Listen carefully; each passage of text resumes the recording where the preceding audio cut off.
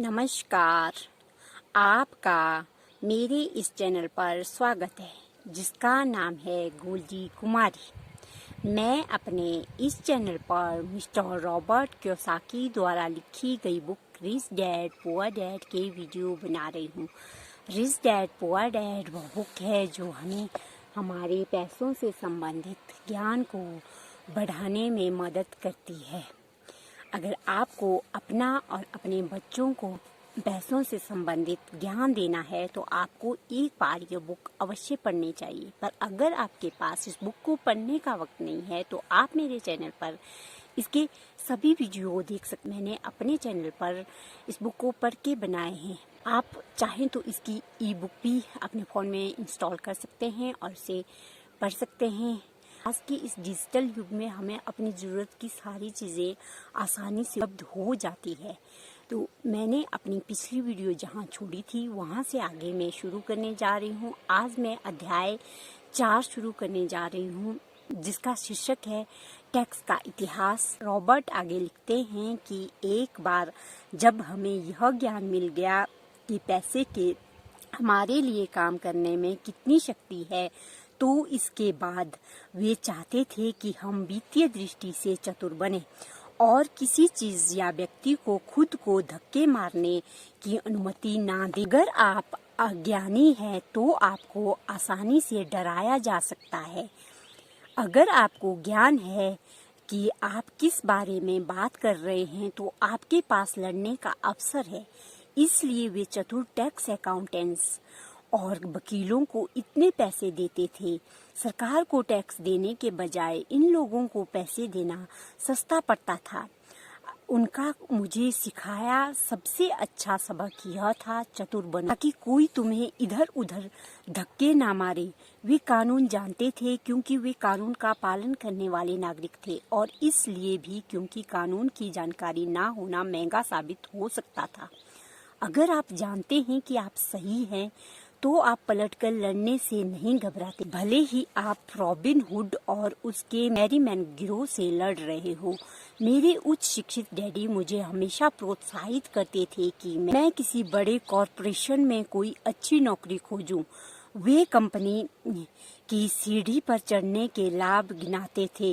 वे यह नहीं समझते थे कि कंपनी के कर्मचारी की तनख्वाह पर पूरी तरह निर्भर रहकर मैं एक अज्ञानी गाय बन जाऊंगा जिसका जो चाहे दूध निकाल सकता है। जब मैंने अपने अमीर डैडी को अपने डैडी की सलाह बताई तो वे बस हंस दिए। उन्होंने इतना ही कहा, क्यों ना सीढ़ी के मालिक बन जाओ। बचपन में मुझे यह समझ में नहीं आया था कि खुद के कॉरपोरेशन का मालिक बनने से अमीर डैडी का क्या मतलब था।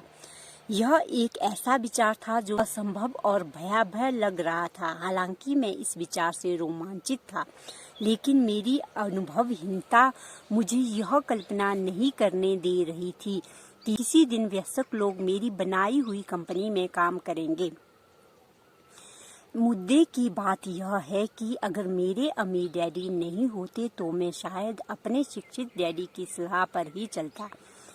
अमीर डैडी के बार बार याद दिलाने के कारण ही मेरे अपने कॉरपोरेशन का विचार जीवित रहा और मुझे एक अलग राह पर चलाता रहा। 15 से 16 साल की उम्र में ही मैंने जान लिया कि मैं उस रास्ते पर नहीं जाऊंगा जिसकी सलाह मेरे शिक्षित डैडी देते थे। मैं नहीं जानता था कि मैं यह कैसे करूंगा, लेकिन मैंने ठान लिया था कि मैं उस दिशा में आगे नहीं बढ़ूंगा जिसमें मेरे अधिकतर सहपाठी जा रहे थे।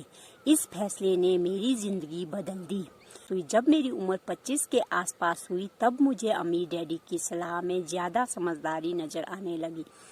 उस वक्त मैं मरीन कॉर्प से बाहर निकलकर जेरोक्स में काम कर रहा था। मुझे बहुत पैसे मिल रहे थे, लेकिन जब भी मैं अपने वेतन को देखता था मुझे हमेशा निराशा होती थी। कटौती बहुत ज़्यादा होती थी और मैं जितनी ज़्यादा मेहनत करता था वे उतनी ही बढ़ती जाती थी।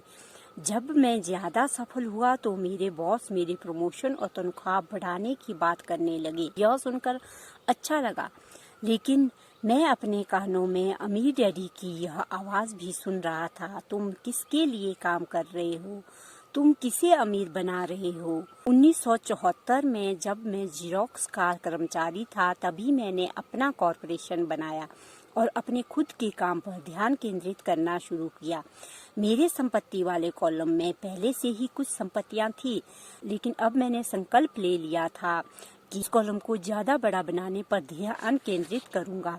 तनख्वाह का देख देख कर मुझे अमीर डैडी की बरसों तक दी गई सलाह में ज्यादा समझदारी दिखने लगी। 1978 तक मैं लगातार कंपनी के 5 शीर्ष सेल्स पीपल में से एक बना रहा था। मैं चूहा दौर से बाहर निकलने के लिए बुरी तरह बेताब था।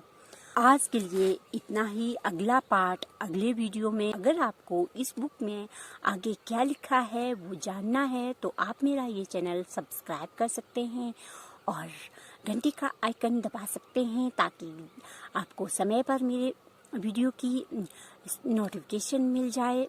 मेरी ये वीडियो अच्छी लगे तो वीडियो को लाइक कर देना। आज के लिए इतना ही। अगले वीडियो में फिर मिलेंगे, तब तक के लिए बाय।